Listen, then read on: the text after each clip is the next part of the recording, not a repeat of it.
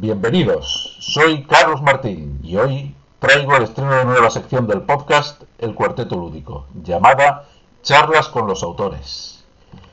En estas charlas nos adentraremos en el fascinante mundo de la creación de los wargames, esos juegos de mesa que combinan estrategia, historia y creatividad en una experiencia única. Charlas con los autores os llevará a conocer a los genios detrás de algunos de los wargames más innovadores y emocionantes del panorama actual. Aprenderemos más sobre los desafíos a los que los autores de wargames se enfrentan, las decisiones de diseño que marcan la diferencia y cómo logran encontrar ese equilibrio perfecto entre simulación y jugabilidad. Además, descubriremos algunas de las historias y anécdotas más interesantes que solo los creadores conocen. Así que, si eres un aficionado a los wargames o simplemente tienes curiosidad por saber cómo se crean estos fascinantes juegos de estrategia, quédate con nosotros en este primer episodio de Charlas con los Autores.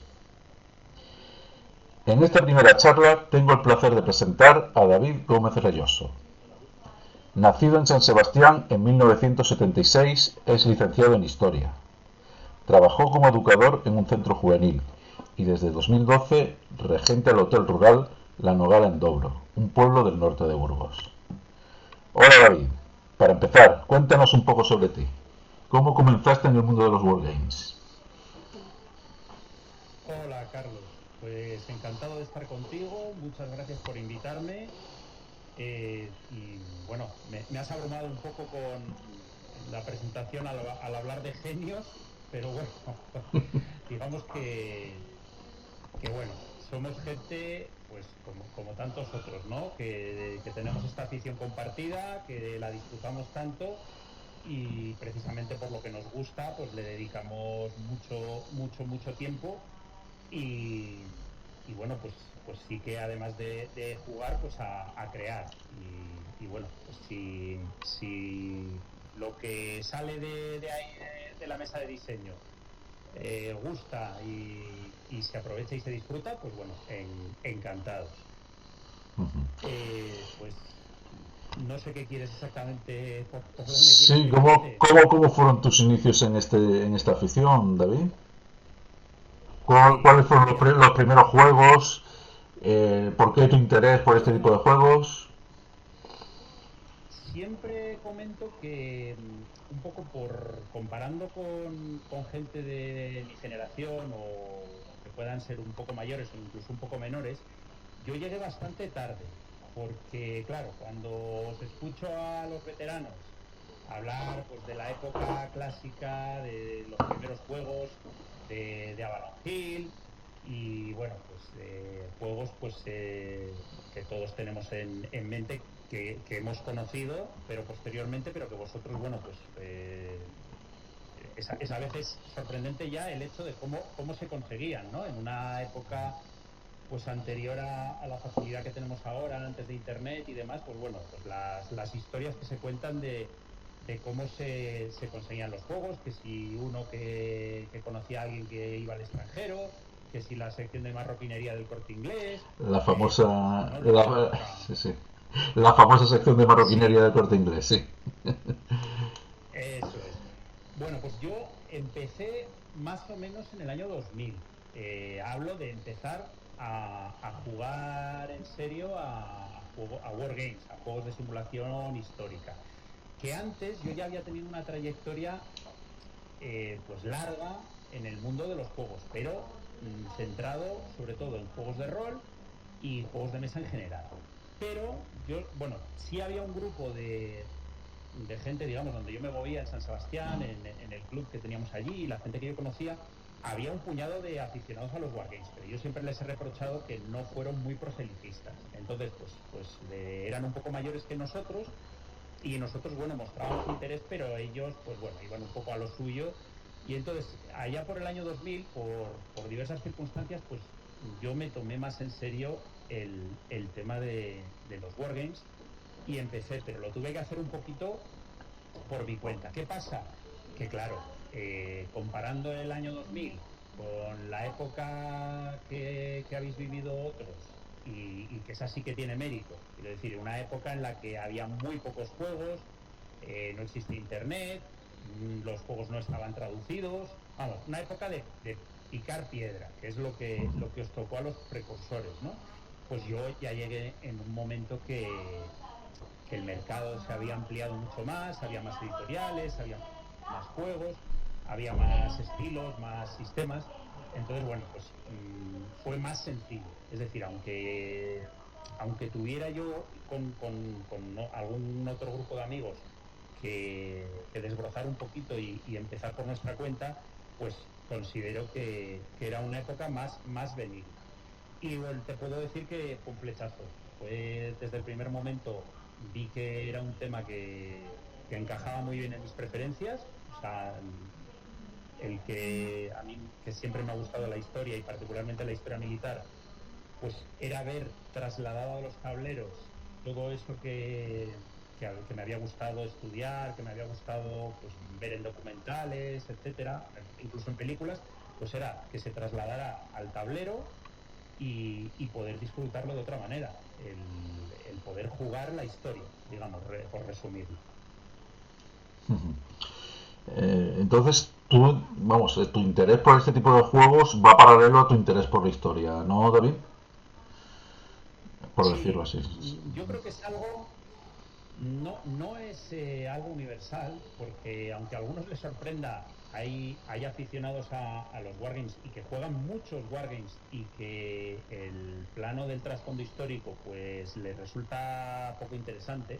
A mí eso también me llama la atención, pero hay gente que pues bueno, pues juega los juegos de esa manera. Pero yo creo que es bastante habitual que los aficionados a estos juegos pues siempre tenemos cierto interés por la historia en general, como digo, y por la historia militar. Y puede ser que a veces el interés por un periodo, por un conflicto, te lleva a jugar a un determinado juego, o al revés, que por jugar a un determinado juego te despierta el gusanillo de saber más y luego pues empiezas a investigar un poco, te compras un libro.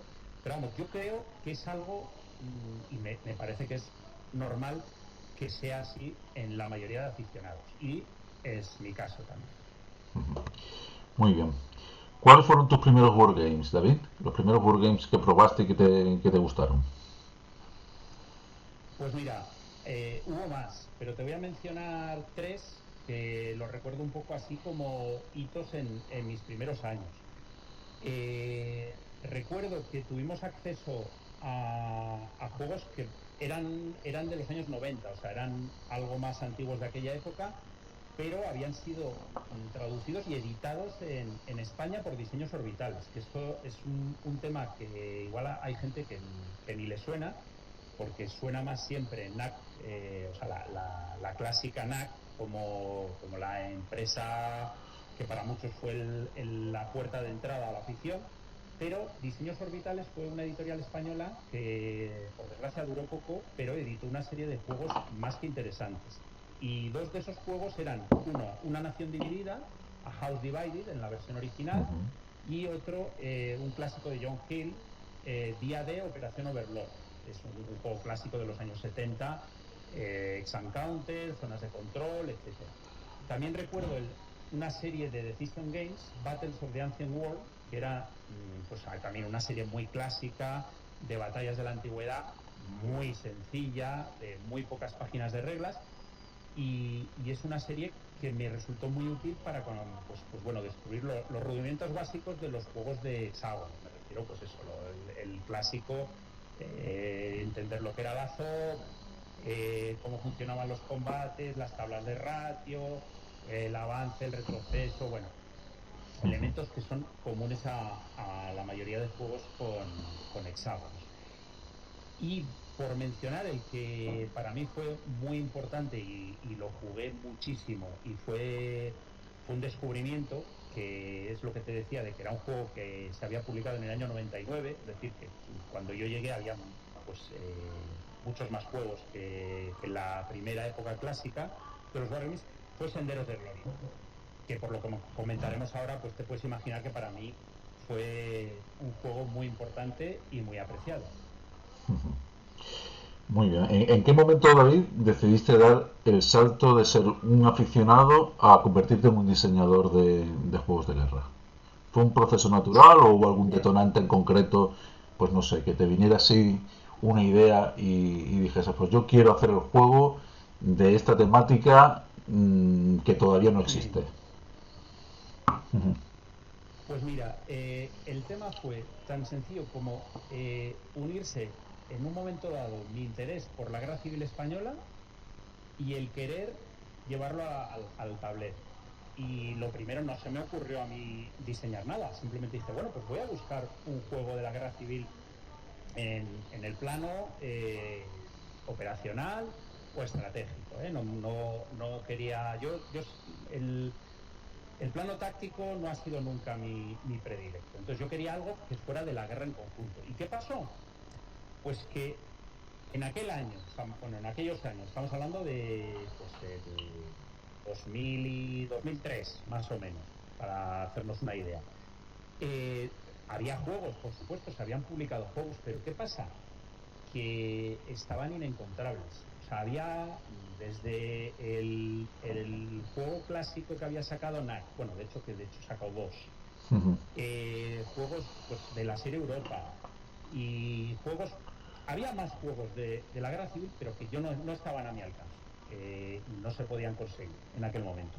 Y Sí. luego los que sí se podían conseguir, pues tuve malas experiencias. Eran juegos que no me llenaban, no me gustaban, me parecían mal hechos, sobre todo a medida que yo iba leyendo decía, bueno, pero esto como simulación, este juego es Ah, bastante sí. ficción, vamos, no.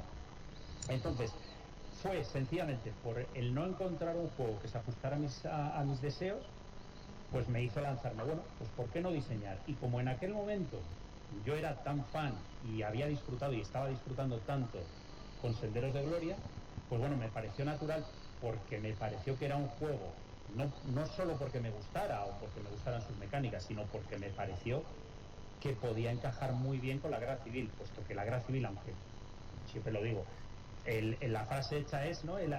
¿Cómo es? El prólogo de la Segunda Guerra Mundial. Bueno, pues en Sí. realidad la Guerra Civil Española se parece mucho más a la Primera Guerra Mundial que a la Segunda. Si exceptuamos, por ejemplo, el plano de la aviación, Sí. el resto de la guerra es muchísimo más parecida a la Primera Guerra Mundial que a la Segunda. Entonces, bueno, siendo Sendero de Gloria un juego de la Primera Guerra Mundial, me pareció que era tener un buen cimiento. Ujú. El tema el tema de abordar la guerra civil española como tema central de este Wargame, David, eso, ¿qué fue lo que te llevó a ello? ¿Tú estabas en ese momento estudiando la guerra civil o era un conflicto que te interesaba por algún tema, pues no sé, personal?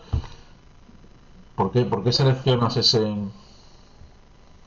Sí, a ver, es un tema que no me ha resultado ajeno porque al final yo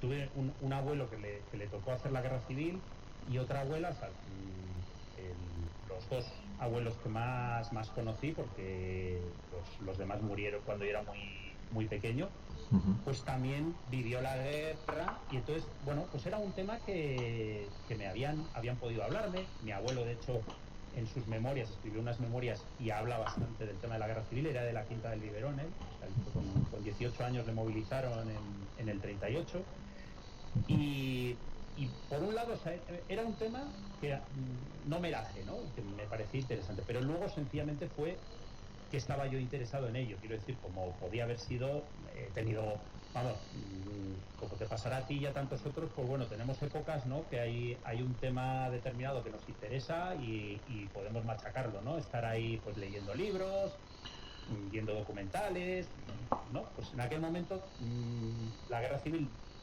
se me hizo interesante y sí que estuve leyendo y estudiando bastante por mi cuenta, por gusto. Y a raíz de empezar a diseñar el juego, claro, se multiplicó eso, adquirí muchos más libros y estuve, bueno, pues estuve en una época pues de monográfico con el tema. Y no me arrepiento, ¿eh? Me pareció, bueno, y aún y todo, lo que queda por saber, porque bueno, ya sabemos que es un tema, de hecho es el tema de la historia de España que más literatura ha generado, sí, por sí, sí. diferencia. Ujú.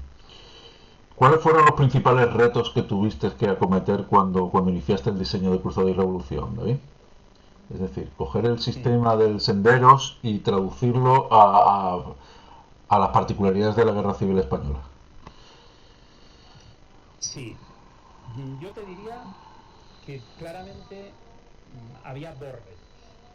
El primero era de simulación, porque yo ese es un aspecto que siempre he considerado que es clave y de hecho es que me parece algo lógico y natural porque en nuestra afición, o sea, los juegos de simulación histórica, Wargames, lo que los hace diferentes a otros juegos de mesa, vivimos una época, desde hace muchos años, una época dorada de los juegos de mesa y se están publicando miles de juegos cada año. Sí. Y bueno, pues es asombrosa, ¿no? La cantidad de títulos que hay, pero y a veces también se habla de la definición de Wargame y demás. Bueno, sin entrar en eso, lo que yo creo que todos estaremos de acuerdo en que el hecho diferencial de nuestra afición es el trasfondo. O sea, el trasfondo pretenden simular la historia, pretenden simular un hecho histórico, un conflicto, una batalla, una operación, una campaña. Luego podemos entrar en la granularidad, en el detalle, en si está mejor hecho, peor hecho, qué ha pretendido el autor, etcétera. Pero hay un deseo de simular. Entonces, para mí era importante que el juego fuera una buena simulación, que fuera una recreación plausible de los hechos, o sea pero que no, evidentemente, que no fuera una repetición de la historia, porque la gracia cuando jugamos, otro de las cosas que yo creo que buscamos los jugadores de Wargames es recrear la historia, pero no repetirla. Lo que queremos es, bueno, en ocasiones la repetimos, pero lo que queremos es poder cambiarla, tener margen. Luego también entrará ahí el margen, pues si quieres podemos hablar, pues de hasta qué punto, o sea, cómo fue mi enfoque de la simulación del juego, porque a veces hay juegos, el otro día hablabais en el podcast del Total Krieg, por ejemplo, Sí. es un juego que permite que la Segunda Guerra Mundial que conocemos sea totalmente diferente, pero desde su origen. Cosas, pues como yo que sé, que Alemania hubiera ganado la Primera Guerra Mundial, que el zar siguiera gobernando en Rusia, que alguna de las potencias democráticas fuera una dictadura, Francia o Gran Bretaña, o sea, cosas, entre comillas, muy locas, ¿no? Y en cambio otros juegos, como es mi caso, por ejemplo, preferimos que esté un poquito más encarrilado. Pero bueno, me desvío. Ese sería el primer reto, que sea una buena simulación y que cuando juegas, que tú sientas que lo que estás jugando es la Guerra Civil Española y con un tempo y demás. Es que eso era un gran reto, porque tienes que conseguir que todo vaya encajando un poquito. Y lo segundo es la jugabilidad y el equilibrio. A ver, no hay que perder nunca de vista, y yo no lo hago jamás, que lo que jugamos son juegos, son divertimentos. Aquí yo siempre digo, si quieres hacer un trabajo serio, me refiero académico, sobre un periodo histórico, pues tendrás que escribir un ensayo, harás un doctorado, y hay gente que tenemos en la afición que de hecho son incluso profesionales del tema y escriben trabajos académicos. Pero un juego, un wargame, no es un trabajo académico, es un juego. Y lo jugamos para divertirnos, para pasar un rato de ocio y de diversión. Entonces, ese aspecto de jugabilidad, de que el juego sea entretenido, esto es algo en parte subjetivo, ¿eh? Luego si quieres también podemos reincidir en ello, pero bueno, por lo menos yo, el juego que diseño, tengo que considerar que sea divertido para mí. Y luego el equilibrio. Claro, jugar un juego en el que solo un bando gana no es divertido. Ya las condiciones de victoria pueden cambiar. Es decir, ganar no tiene por qué ser ganar la guerra, eso lo decimos siempre. El ejemplo típico es en la Segunda Guerra Mundial, muchísimos juegos, está claro que el eje es imposible que gane, cosa que, por cierto, considero que es histórica. Es decir, el eje a partir de cierto momento, sobre todo ya, la guerra la tenía perdida.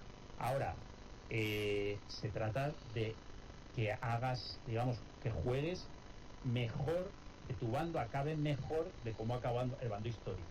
Entonces, eso se puede hacer. Pero también hay que trabajarlo y hay que pulirlo para que al final pues dé el juego de una sensación de que no hay el equilibrio perfecto, el 50-50 no existe, pero bueno, que estemos dentro de unos márgenes razonables. Es decir, los juegos, tienen que ser entretenimiento, tienen que divertir, pero nuestra diversión, la diversión de los que nos consideramos wargameros, requiere que esos juegos se conduzcan dentro de unos parámetros que permitan ver el conflicto que se está jugando. Es decir, que haya una plausibilidad entre la situación de inicio y el desarrollo de la misma. Y aunque pueden pasar cosas diferentes, que no sean cosas tan diferentes como que hagan irreconocible el conflicto en sí, ¿no, David? Es más o menos lo que... Exacto. Vamos, suscribo palabra por palabra lo que has dicho. Ahora, respetando a quienes... Porque, a ver, hay juegos que son deliberadamente, son un poco locos en ese sentido, como decíamos, y son juegos que buscan eso, y hay gente a la que no le importa, pues bueno, pues que se convierta un poco en historia ficción, ¿no? Pero bueno, yo creo que en general de lo que hablamos es líneas generales. Yo creo que el común de los wargames y de los diseñadores siguen un poquito, y lo que buscamos los jugadores es un poco lo que has comentado tú. Mira, al hilo de este asunto, de este tema, en el primer programa Juan Diego comentaba que Mark Herman, por ejemplo, en los card driven que él ha diseñado, tiene predilección por no hacerlos segmentados, David. Es decir, que haya un solo mazo de cartas para ambos bandos y no dividirlo por periodos. Y eso dice que bueno, pues que su filosofía de diseño es la de partir de una situación de inicio del conflicto que no esté cerrada, y que a partir de ahí pues los jugadores vayan sacando las cartas y no saben los eventos que van a salir, ni cómo se va a desarrollar la guerra, porque bueno, hay eventos que sí, que son, por ejemplo en el For the People, que tienen una incidencia en algunos puntos en concreto en algún momento, pero te pueden salir al principio, te pueden salir al final, no sabes cuándo van a salir y ni siquiera si te van a salir.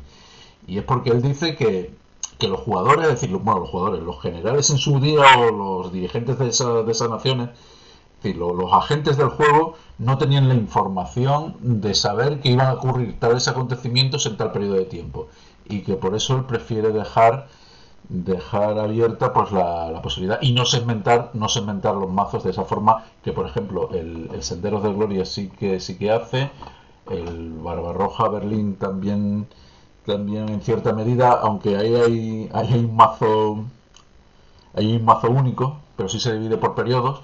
Y tú, siguiendo la estela del Senderos de Gloria, en el Cruzado y Revolución sí vemos que está el mazo dividido por bandos y después por periodos históricos, lo cual permite pues que el valor de simulación es mucho mayor que en los juegos en los que no existe ese mazo segmentado. No sé si tu filosofía de diseño no va por la de Mark Herman, entiendo, ¿no, David? No, por la de... no, evidentemente yo soy de la escuela de Ted Reiser y de otros autores, porque en realidad yo creo que si coges todos los juegos de motor de cartas que se han ido publicando, bueno, te iba a decir que quizás Mark Herman o el sistema de mazo único esté en minoría, pero bueno, igual meto la pata, pero bueno, como mínimo vamos a dejarlo en que no está claro, no hay una postura única o mayoritaria, ¿no? Pero también te diré que, siendo cierto todo eso que dices, y Mark Herman ha escrito, o sea, él argumenta su punto de vista, fíjate que no es del todo, es decir, hablando del mazo puede ser cierto, pero si tú te fijas, vamos a coger por ejemplo el For the People, la llegada de los generales, eso está totalmente establecido y no varía ni un ápice. O sea, sí. El general Lee, que es el mejor general, los mejores generales van a llegar en un turno concreto, otros nordistas van a llegar en otro turno concreto. Es cierto que el cuando se van, hay otros juegos donde incluso eso está establecido, aquí no. Lo que pasa es que va a haber una serie de tiradas que por acumulación al final es fácil que alguno vaya muriendo, sí. Y claro, y yo qué sé, en el Empire of the Sun los refuerzos también están digamos, establecidos. O sea, es decir, la abrumadora superioridad industrial estadounidense, eso no lo ha variado. Es decir, es cierto lo que decías del mazo, de que al ser un mazo único, pues eso. Yo me acuerdo en mi primera partida que mi primera mano con el americano me llegó la Operación Olympic, o sea, el desembarco en Japón, y fue como, bueno, vale, evidentemente, entonces claro, pero bueno, el juego está diseñado para que esas cartas no utilizaras el evento, evidentemente, y se utilizará de otra forma. Me gustó que Juan Diego lo que dijo, ¿no? Que la propuesta es que no es, en ese caso, por ejemplo, la guerra del Pacífico, sino una guerra del Pacífico, ¿no? Entonces, bueno, mira, es que esto sería para debatirlo durante horas, pero yo sí quería dejar ahí la cuñita de que a veces esa presunta libertad o ese margen de maniobra o manga más ancha lo es en algún aspecto, pero en otros no, porque lo que he comentado ya un par de ejemplos de cosas que están muy encorsetadas. Los generales en el Ford de People están totalmente encorsetados en la llegada y sus características. Hombre, Es en decir, cierto modo, sí, Lee sí. va a ser un gran general, va a llegar en tal época y eso. Claro, bueno, en cierto modo, claro, tienes que definir un poco cuál va a ser el marco por el que se va a mover esa simulación. Entonces, claro, algunos elementos sí que tienes que definir. Como, sí, en Claro. el caso del For the People está claro que son los generales, es también la acumulación de fuerzas que va teniendo el norte, en fin, y el mapa y el tablero tal y como está dispuesto. Muy bien, pues David, ¿cuáles son para ti los factores que hacen a un juego un buen juego? Hmm. Vaya pregunta, ¿eh? A ver, yo te mencionaría tres. O sea, los tres pilares de un juego, ¿vale? Esto sería como un triángulo como cuando a veces se hace una gráfica, porque luego habría que ver qué pesa más en un juego, ¿no? Pero bueno, yo te menciono los tres y a ver qué te parece, a ver si coincides o cambiarías algo. El primero, que es el más subjetivo, es la diversión. O sea, un juego, vamos, esto me pasa como con el cine, ¿no? Yo no te voy a decir que una película me parece buena si me parece aburrida. O sea, es que me parece un poco contradictorio, ¿no? O sea, que a veces hay determinadas presuntas obras maestras que a mí me parecen un tostón, entonces pues con los juegos puede pasar lo mismo. Por eso te digo que es subjetivo, ¿eh? Porque el tema de la diversión, yo eh, tengo amigos y conozco a gente que se divierte con juegos que a mí me parecen inaguantables. Y me imagino que viceversa. Hay aspectos de juegos que a mí me pueden divertir un montón y que a otro pues no le gusta, ¿no? Pero vamos, el primer pilar sería la diversión, volviendo a lo que decíamos de que son juegos y jugamos para divertirnos. Lo segundo, la simulación. Ya lo he comentado. Entonces, para mí, estamos hablando no de juegos de mesa en general, sino de wargame, de juegos de simulación histórica. Entonces, la simulación tiene que ser otro pilar. Y ya lo he dicho, es lo que caracteriza a nuestros juegos y lo que además, digamos que nos va a ayudar a contar una historia. O sea, que el juego nos cuente una historia, que nosotros creamos una historia con esa partida. Lo que vamos a recordar luego de esa partida muchas veces está vinculado a la simulación, ¿no? Algo que ocurrió y que lo recuerdas porque es algo pues muy diferente a lo que ocurrió históricamente, o te sorprende que ocurrió exactamente lo mismo, o ocurrió, bueno, la cuestión es que la simulación para mí es otro pilar importante. Y el último sería ya pues el esqueleto del juego, el esqueleto y los músculos del juego, que es las mecánicas, el sistema, la matriz, como quieras llamarlo, ¿no? Toda esa tramoya en la que se apoya el juego. Y esto estoy seguro que te viene a la cabeza juegos donde si hicieras esa gráfica, pues, hombre, me imagino que los que no tengan mucha diversión no estarán entre tus predilectos y de hecho no los repetirás.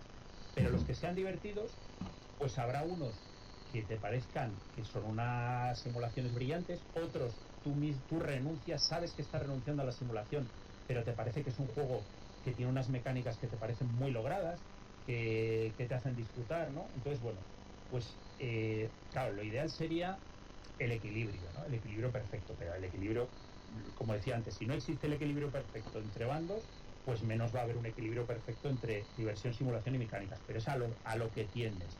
Y yo tengo juegos, los juegos que me gustan no son nunca exactamente equilibrados. Pues unos tendrán más simulación, otros menos. Es que eso, ahí ya entramos en un universo, ¿no? Pero bueno, no sé qué te parece lo de mi idea esta del triángulo, de los tres Sí, pilares. sí son los factores fundamentales a la hora de poder, de disfrutar de un buen board game. Es decir, el juego tiene que ser entretenido, tiene que ser una simulación de un conflicto histórico y tiene que tener unas mecánicas sólidas detrás. Porque muchas veces eso es. A mí lo que me sucede últimamente es que estoy jugando a juegos que duran muchas horas, pero al final, por ejemplo, la mecánica esta de tirar muchísimos dados de 6 y que se impacten a 5 o 6 jugando con probabilidades, pues eso al final, no sé, a mí me saca, últimamente me está sacando un poco de las partidas, porque digo, con lo bien que están todas las mecánicas, todo el tema de la diplomacia, todo el tema de tal, y ahora que si hay dos o tres batallas, tengamos que jugárnoslo aquí a tirar 10 15 dados de 6 y a lo mejor tienes una buena mano, tienes una mala mano, y no sé, y dices, bueno, me gusta el juego, me gusta, me entretiene, tal, pero a la hora de decidir aquí las cosas, no sé. eh, yo en alguno hubiera puesto una tabla de combate o algo así y tal.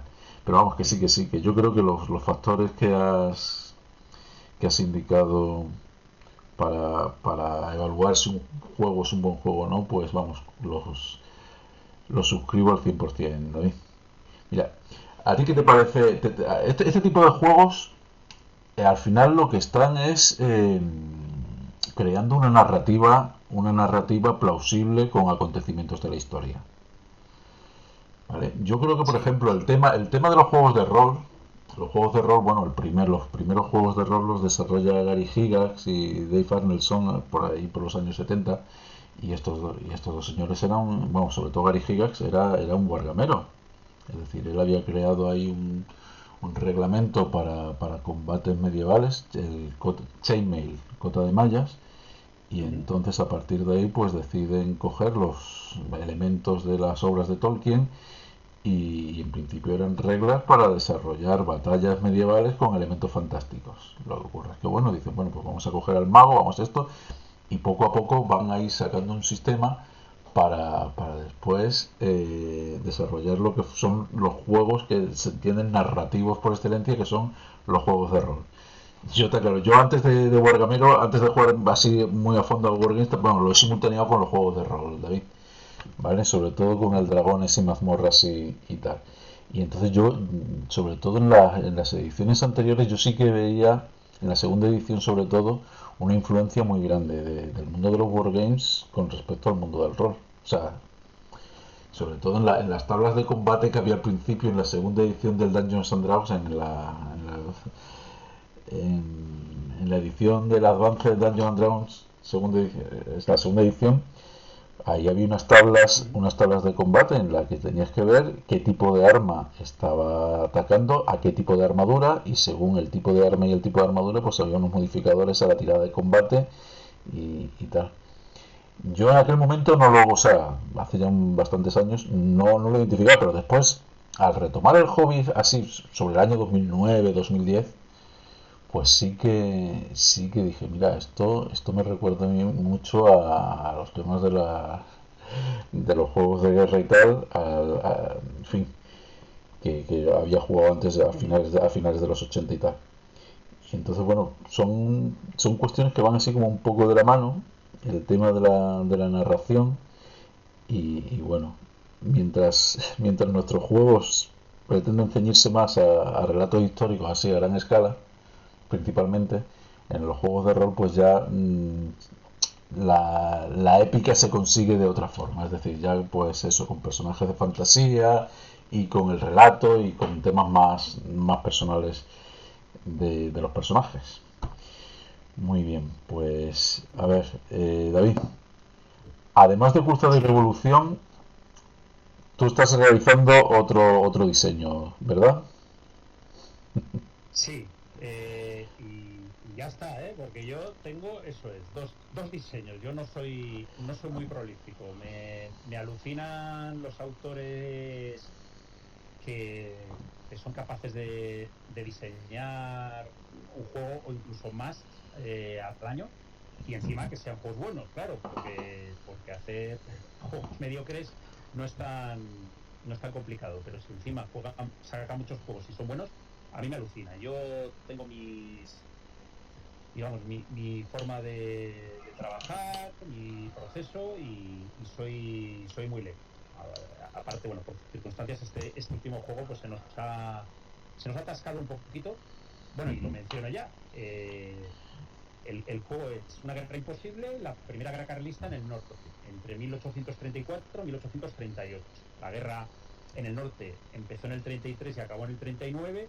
Lo que pasa es que, bueno, empezó a finales del 33, he preferido saltarme unos poquitos meses que creo yo que me evitaba muchos problemas y dejaba una situación pues más clara. Es un poco lo que hice en Cruce de Revolución. En realidad, quien se fije que, bueno, la famosa fecha del 18 de julio, pues el juego en realidad empieza más o menos en 1 de agosto. Entonces, porque vi que quitando 2 semanas me quitaba un montón de dolores de cabeza, porque cuando empieza la guerra pues no hay unos frentes claros, hay reductos en ambas retaguardias que son sofocados. Bueno, entonces vi que merecía la pena esperar un poquito. Pues aquí es un poco lo mismo, la guerra empezar un poquito más tarde, y también cuando los últimos meses no le veía mucho sentido, porque ya con el carlismo derrotado, más preocupado por buscar un final negociado y con ya conflictos internos, pues los últimos meses del año 39 tampoco me pareció que mereciera la pena. Entonces, bueno, pues de esa forma lo he reducido a los 5 años pues decisivos de la guerra. Este juego, el desarrollador ha sido Paco Ronco, y se va a publicar con Bélica 3G.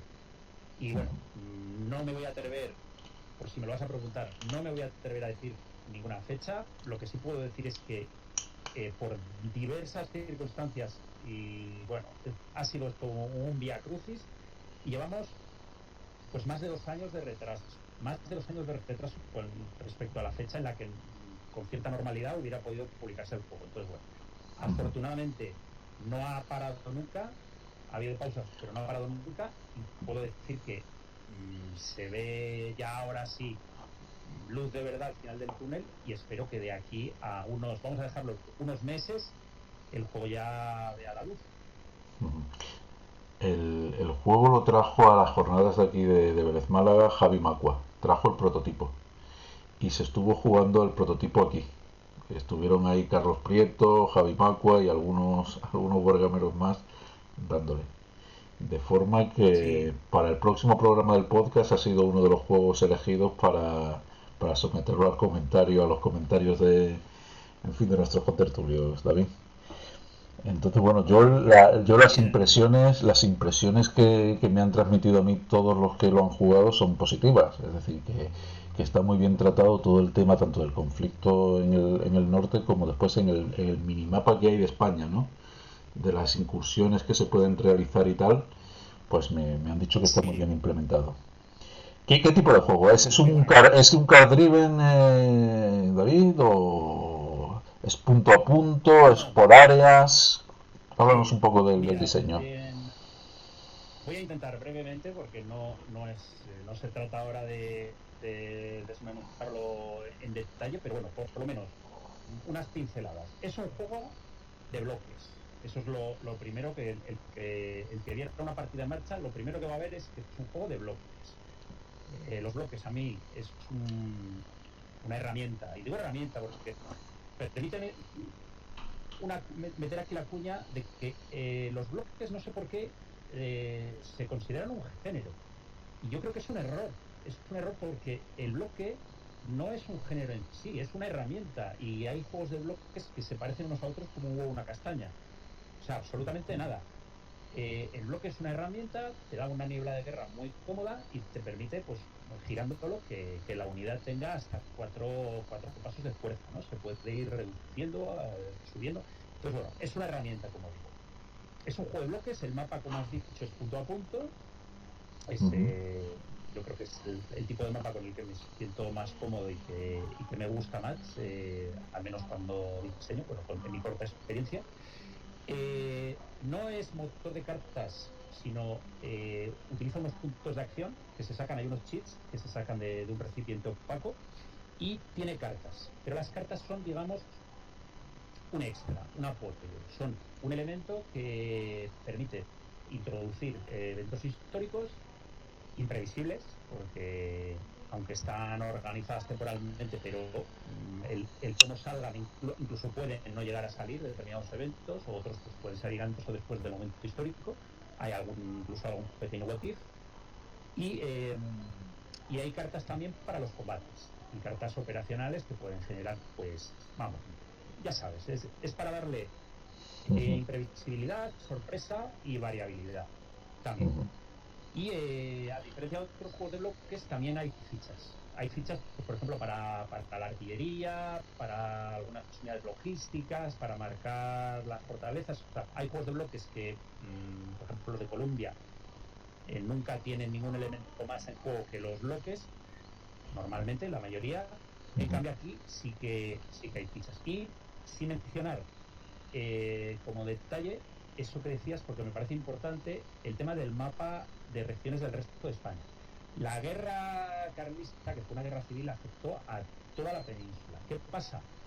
Que yo he querido centrarme en el norte, que fue el teatro de operaciones principal, pero no podía obviar lo que ocurre en el resto de España. Lo que pasa es que lo he hecho de una forma mucho más abstracta, mucho más sencilla. Es un juego que la guerra completa se puede jugar en un día largo, pero se puede jugar la guerra completa, y hay escenarios más cortos de 3 años para jugar en una mañana o una tarde larga. Ya una vez lo sepas jugar, pues se puede jugar en ese tiempo sin duda. Y ese mapa, como decías, sirve para reflejar el cómo la sublevación carlista se extendía y actuaba, porque que tienes un poquito de investigues. Guerra carlista hubo en todas partes. Lo que pasa es que en algunos sitios hubo una guerra en firme, y en otras zonas había solo pues partidas de guerrilleros, poco más que bandidos, que claro, no tenían la misma influencia.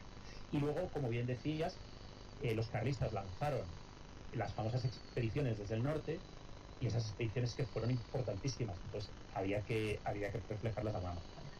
Carlos Prieto y Javi Macua, Carlos Prieto en su momento, de hecho aparecen los créditos porque colaboró mucho en la fase de playtesting, yo estuve jugando con él, y Javi Macua lo ha jugado recientemente, y bueno, pues oye, estoy encantado, vamos, tuvo que gustarle porque salió de él el proponer llevar a las jornadas de Vélez Málaga el prototipo, o sea que yo, encantado.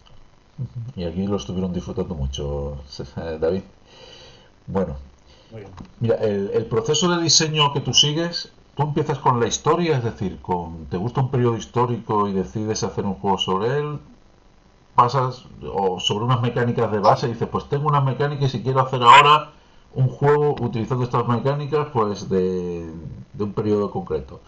O con una idea, ¿cómo es tu proceso de diseño, David? Bueno, yo desde luego empiezo con el tema, empiezo con la historia. La segunda opción que has dicho, no niego que sea factible, pero me parece peligrosa. Quiero decir, peligrosa. Si tú tienes unas mecánicas, un sistema que te gusta mucho, mucho, mucho, y en base a eso, pues quieres crear un juego de simulación histórica, bueno, pues no digo, o sea, por supuesto que vas a poder encontrar un tema que te encaje, pero claro, es que mi forma de pensar es totalmente inversa. Yo lo primero que tengo claro es qué tema quiero simular, qué tema quiero reflejar en el juego, y voy a buscar unas mecánicas que encajen en esto que voy a simular. Porque no se puede, yo creo que no se puede meter con calzador a martillazos cualquier mecánica, cualquier sistema en cualquier trasfondo histórico, porque al final la cosa puede que te quede un buen juego, pero no una buena simulación. Ese es el peligro que creo. Yo desde luego empiezo con el tema, y después del tema meto las mecánicas. En el caso de Cruzada y Revolución lo tuve muy fácil, porque enseguida, vamos, vi que los cimientos los iba a tener hechos, porque me parecía que Senderos de Gloria pues era un sistema, unas mecánicas que se ajustaban muy bien. Pero si no, pues como ha sido el caso de Una Guerra Imposible, pues aquí he bebido de más fuentes, he ido pues sacando de aquí y de allá, creando algo nuevo cuando fuera necesario para ajustarlo a lo que yo quería. Pero siempre el tema primero. Bueno, yo cuando te comento el tema de las mecánicas, vamos, no lo digo por nada por ninguna en particular, pero por poner algún ejemplo, por ejemplo, pues eso, surge un juego como el Nevsky de Folko Runke, ¿vale? Con unas mecánicas que pretenden Sí. simular la logística en la Edad Media, y de pronto surgen ahí pues juegos, es decir, secuelas, juegos sobre el Almorávide, sobre la Reconquista Española, después el Plantagenet, el Inferno, y vamos, y no sé yo, en el grupo que hay en Discord de Levian Campaign, pues hay, no sé si hay 14 o 15 ya Sí. que están desarrollando. Y otros juegos, otra serie de juegos que más o menos pasa lo mismo, el No Peace Without Spain, pues que después de ese juego también, aprovechando las mecánicas, se ha hecho el juego de la guerra de sucesión austriaca y en fin, los juegos sobre la guerra de Luis XIV, etcétera, etcétera. Entonces, bueno, que son aproximaciones al diseño, bueno, pues aprovechando ya unas mecánicas, pues cojo y empiezo a sacar juegos que más o menos encajan la época, es decir, la forma de guerrear, digamos, con esas mecánicas, y se aprovechan para sacar otros juegos posteriores. Pero vamos, que yo creo que tu aproximación, a mí me gusta más tu aproximación, David. Es decir, centrarme primero en un tema, documentarte, y después, pues sí, te puedes inspirar y tal, pero que salga algo propio, y no pues eso, Sí. que sean A ver, repeticiones. que conste que las series, o sea, puede ser algo válido, ¿eh? O sea, que quede claro que creo que ni tú ni yo, bueno, para empezar, tampoco, yo desde luego no conozco todos los juegos, y los que conozco muchas veces no con suficiente detalle como para hacer esos juicios, digamos, generales. Sí. Pero al menos lo que comentas, cuando es una serie, pues bueno, si luego, si se ha creado para un determinado tipo de conflicto y se sigue un poco esta estela, es decir, bueno, pues se ha creado para, por ejemplo, lo digo como ejemplo, la guerra medieval, bueno, pues, bueno, y esto, fíjate, bueno, la guerra medieval, que depende de qué época, depende de dónde, o sea, estoy haciéndolo muy general, pero quiero decir, si luego sigues y aprovechas ese sistema para épocas o para conflictos similares, pues es más factible que tengas éxito que Ujú. lo que yo decía que era, es más peligroso coger una mecánica porque te gusta e intentar ajustarla a un tema que tú quieras. Bueno, quiero decir, te puede salir bien o te puede salir muy mal. Ya, ya, ya, sí, sí. Vamos, hay ejemplos. Pero vamos, si yo, evidentemente estoy de acuerdo contigo, porque es la forma que en mi corta trayectoria, pero vamos, lo he tenido siempre clarísimo. Yo, primero, es el tema, porque no me voy a poner a trabajar, para empezar, no me voy a poner a trabajar en todas las horas y todo el tiempo y todo el esfuerzo que voy a dedicar al diseño, si no es el tema que me interesa, porque es lo primordial para mí. Ujú. Mira, ¿qué importancia, tú, como diseñador, qué importancia consideras que tienen las matemáticas, es decir, lo que son las mecánicas a la hora de diseñar un juego, David? Pues ¿Son muy te voy a decir, importantes? Sí. son importantísimas. Lo que pasa es que te lo dice alguien que es de letras puras. Yo estudié griego con tal, con tal de no dar matemáticas. O sea que y yo, bueno, no se me daba mal en lo que era la EGB, pero luego en el instituto, bueno, pues por lo que fuera, se me empezaron a atragantar. Y como te digo, yo de letras puras, purísimas. Pero eso no me va a hacer negar que los juegos, lo que hay debajo, hay siempre una matriz, hay un sistema, hay unas mecánicas que afortunadamente son diferentes, yo creo, en nuestros juegos, los juegos de simulación histórica, yo creo que sí es una aproximación o son distintos a lo que hay en los euros, donde esa matriz, ese sistema es mucho más árido, mucho más matemático. Y que me perdonen los que saben más de esto, pero bueno, creo que ya me entiendes por dónde voy. Sí. Lo que quiero explicar. Pero nuestros juegos tienen matemática, tienen hay que tener nociones básicas de cálculo de probabilidades, sobre todo. De probabilidad, campana de Gauss, efectivamente, y otra serie de cosas que al final, pues bueno, pues es que estamos simulando, pero estamos simulando mediante números. Al final hay unas capacidades, la capacidad de causar daño, de absorberlo, de mover, etcétera, los juegos matematizados. Entonces, pues bueno, son muy, muy importantes. Eso, vamos, trascendental, eso no lo voy a negar. Yo suelo echar mano de amigos cuando tengo dudas, pues tengo que echar mano de amigos para que me echen a veces un cable. Muy bien.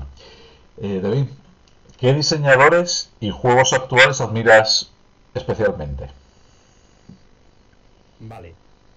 Yo como cuando te piden un top, yo no voy a hacer el top absoluto. Es decir, yo muchas veces digo, dime tus 5 juegos favoritos. Pues digo, mira, no te voy a decir mis 5 juegos favoritos. Te voy a decir 5 juegos que ahora mismo, por la razón que sea, pues te los voy a mencionar, pues porque por distintas razones pues pueden haberme causado una impresión muy positiva o los estoy disfrutando mucho, etcétera, ¿no? Entonces, mira, te mencionaría y te explico por qué.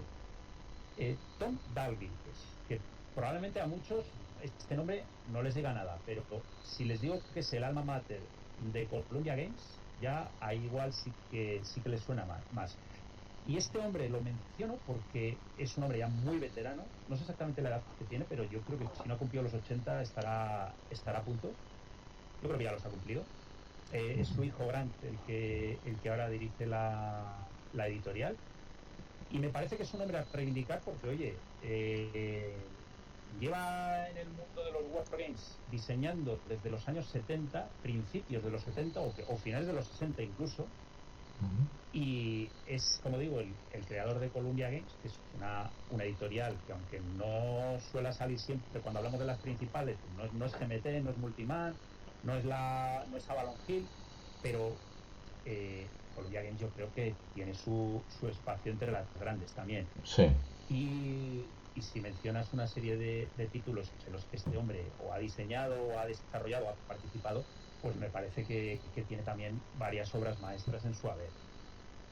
Otro, más conocido, Matt Simonis, este sí nos sonará, ¿verdad? Sí. Muchos son fans por la serie que la mencionabais también de su 4X, ¿no? Los de los 40, sí.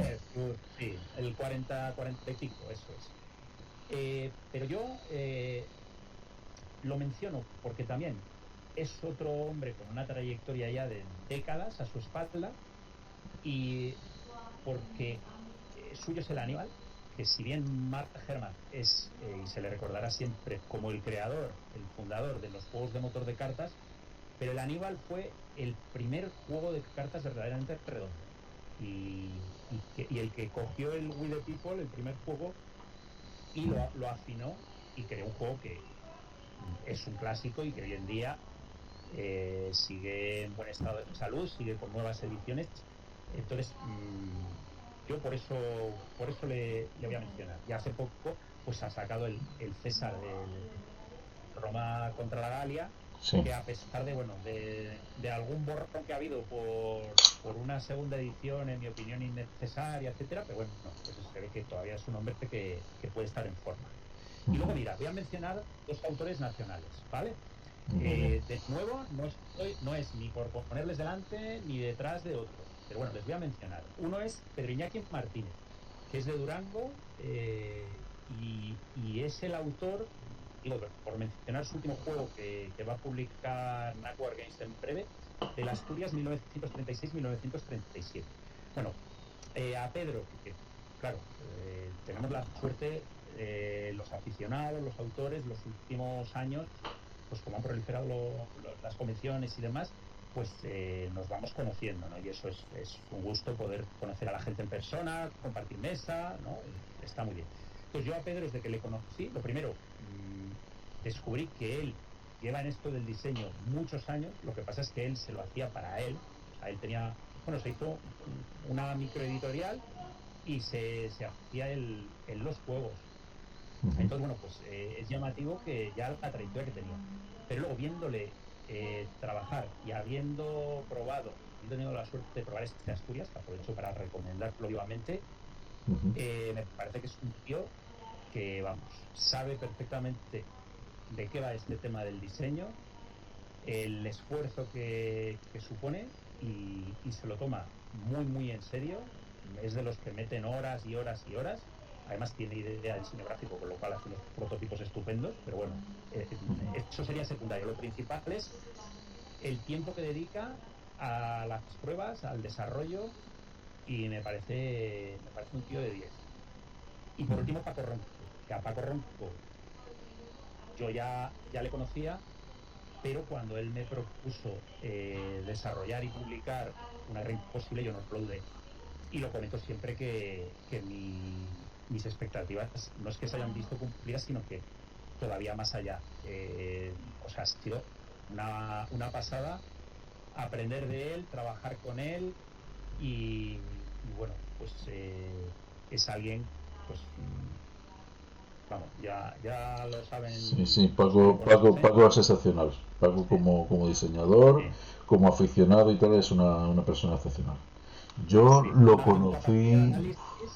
Sí, yo lo conocí a Paco hace ya, vamos, yo creo que fue en el año 2009, en Mollina, en las jornadas que había allí, más bien de rol, Tierra de Nadie, y estaba allí patrocinando él su juego de la tumba de un imperio.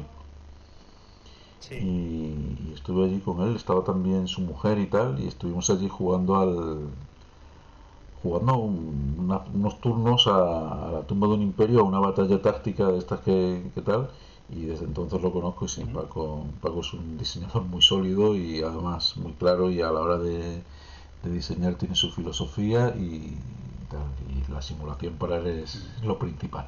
Sí, David. Sí. Yo en eso sintonizo totalmente. Y te puedo decir que como desarrollador, que es este papel, bueno, yo creo que últimamente ya sí que se menciona más, pero todavía a veces hay gente que lo del desarrollador no lo acaba de ubicar. Pues bueno, como desarrollador también un 10, porque es la persona que no es el diseñador, que no tiene ese vínculo a veces, que es un poquito perverso, de el vínculo sentimental que tienes con tu juego y que a veces no te deja. Es como los hijos, ya sabes, ¿no? Que los queremos como sean, ¿no? Sí, ya. Cuesta a veces ver los defectos, pero todos sabemos que también tu hijo tiene sus defectos. Bueno, pues es útil que te venga el desarrollador y te diga, mira, fíjate esto podemos mejorarlo, aquí hay que cortar, esto lo tienes que quitar. Bueno, pues Paco tiene un ojo, él, bueno, y más gente que me ha ayudado, porque su socio Dani también es otro tío, vamos, estos que digo yo, destrozar una bola de demolición. Es totalmente han sido muy duros contigo, David. Mira, no me quejo en absoluto. O sea, para lo que podía haber sido, estoy bastante satisfecho. Yo creo que el juego, afortunadamente, pues bueno, era bastante sólido y aguanta bastante bien. Pero siempre hay algún tabique que hay que derribar. La estructura no, pero el tabique sí. Detalles, ¿no? Detalles que hay que mejorar. Sí. Muy bien. Bueno, Sí. David, como diseñador español, ¿tú cómo ves la comunidad wargamera en España y su evolución en los últimos años? A ver, es indudable que hemos vivido un crecimiento de aficionados, de juegos publicados, de divulgadores y de eventos. Estas cuatro cosas han crecido y yo creo que es positivo. Es decir, que mi primera, o sea, si lo tengo que considerar entre negativo, positivo, neutro, yo diría que es positivo, sin duda, que haya más gente en la afición, que se publiquen tantos juegos como se publican, que haya tantos podcasts, blogs. Bueno, los blogs igual ya están un poco de modés, pero bueno, todavía hay algún blog. Algún blog sobrevive, sí. Acaba de aparecer vuestro podcast. Y luego los eventos. Los eventos han crecido una barbaridad hasta el punto de que estás obligado a elegir, ya no solo por la distancia, sino pues porque ya hay tantos eventos que a todo no se puede ir, ¿no? Entonces todo esto es positivo. Ahora, evidentemente, entre comillas, no todo el monte es orégano, y bueno, luego ahí entra ya la capacidad crítica de cada uno, sobre todo en el tema de la edición, me refiero. Pues claro, todos los juegos que salen, no todos los juegos salen bien cocinados, no todos los juegos son buenos, y sin entrar ya en el tema subjetivo, evidentemente, lo que decíamos, de que habrá juegos que a unos gusten y a otros no, pero bueno, pero en general yo creo que todo esto evidentemente es bueno. Sí, no hay más que pensar la alternativa. Si cada vez hubiera menos gente, si no se publicaran casi juegos, si no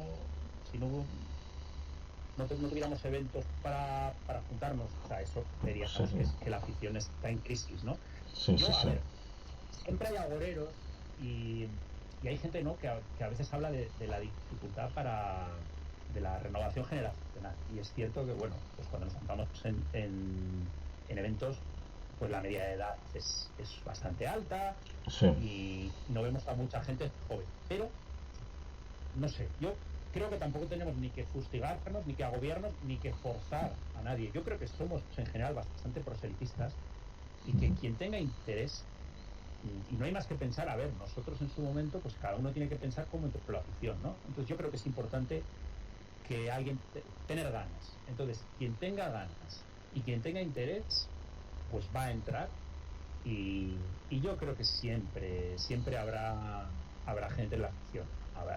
Puede que ahora vivamos una época de bonanza que decaiga dentro de unos años, pero bueno, vete a saber, o a lo mejor no, o a lo mejor todavía crece más, no lo sé. Pero bueno, en cualquier caso, yo creo que estamos en una época bastante buena. Una época dorada para el hobby, ¿no, David? Sí, aunque sea a veces el oro, como digo yo, oro chapado y no vacío. Sí. Muy bien. Finalmente, David, ¿qué consejo le darías a alguien que quiere iniciarse en el diseño de wargames históricos? 3 consejos, venga. Y lo voy a decir en segunda persona, como si le estuviera hablando a la persona. Además, esto, bueno, ya lo he hecho alguna vez. Que bueno, igual, ojo, que lo hago desde la humildad, quiero decir, de simplemente basándome en mi experiencia, o lo que me hubiera gustado a mí yo del pasado que le dijera a alguien cuando me metí en el embolado de empezar a diseñar un juego, ¿no? Lo primero, ten claro que el proyecto te entusiasme. Si no te entusiasma, si no estás deseando dedicar horas y horas y horas y esfuerzo y tiempo y más tiempo a ese proyecto, a lo mejor te lo tienes que pensar un poquito más. Lo segundo, déjate inspirar y aconsejar por juegos, por diseñadores, por un desarrollador si tienes la suerte de tenerlo, por tu editor si tienes también la suerte de tenerlo, aunque la edición yo siempre digo que no hay que obsesionarse, pero no quieras inventar la rueda. Eso es complicadísimo. Bien está, de hecho normalmente tienes que haber jugado mucho. Esto no lo he mencionado, pero vamos, alguien que pretende diseñar, si no has jugado un montón, me parece a mí que te estás columpiando, porque tienes que tener un bagaje de juego detrás para lanzarte a esta aventura. Y por último, probar y probar, y después de probar, volver a probar, y cuando hayas probado, probar otra vez, y con mucha gente. Nada de playtestear el juego con tu primo, tu hermano y el vecino, y creer que el juego ya es que es fantástico, me han dicho que está estupendo. Bueno, prueba con más gente, que te vas a llevar una sorpresa, para bien y para mal.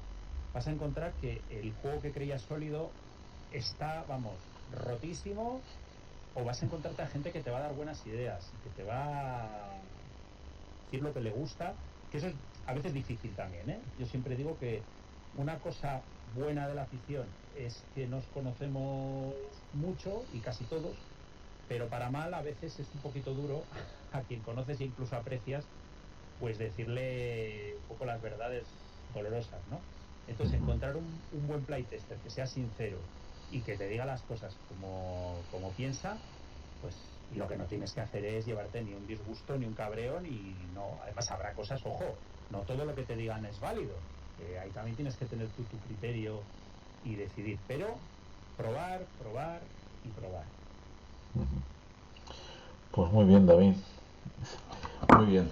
Pues si te parece, vamos a terminar aquí la entrevista. Yo desde Charla con los Autores, desde el Cuarteto Lúdico, agradecerte tu participación en nuestro programa. Y nada, has dicho que hay proliferación de eventos y tal, pero si en algún momento tu agenda te lo permite, desde luego estás invitado a venir aquí a Vélez Málaga a las jornadas. Y nada, si no, pues nos veremos en cualquier otro evento de los que tantos hay por nuestra geografía, afortunadamente, Sí. en estos últimos tiempos, David. Muchísimas gracias. Gracias a ti, te aseguro que ganas no me faltan, porque viendo los reportajes fotográficos y demás, es un evento de los que apetece mucho ir. Pero ay, es que estáis muy lejos. Pero bueno, Sí. lo dicho, nos veremos más pronto que tarde, eso seguro. Y Desde, muchas gracias. desde luego a ti.